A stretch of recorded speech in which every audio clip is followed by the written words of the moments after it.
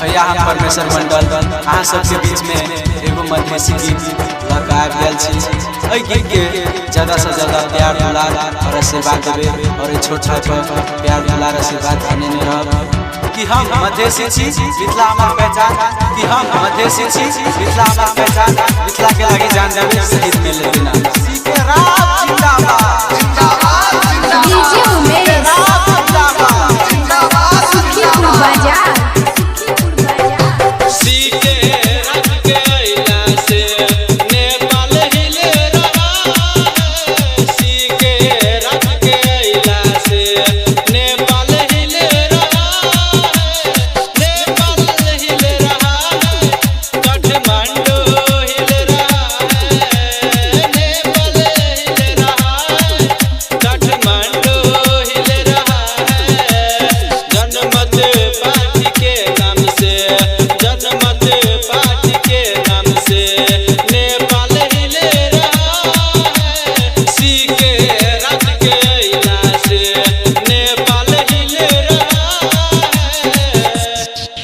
श्रोता सबसे आग्रह है कि नारा लगा देवे सीके राज जिंदाबाद जिंदाबाद जिंदाबाद सीके राज जिंदाबाद जिंदाबाद जिंदाबाद सीके राज जिंदाबाद।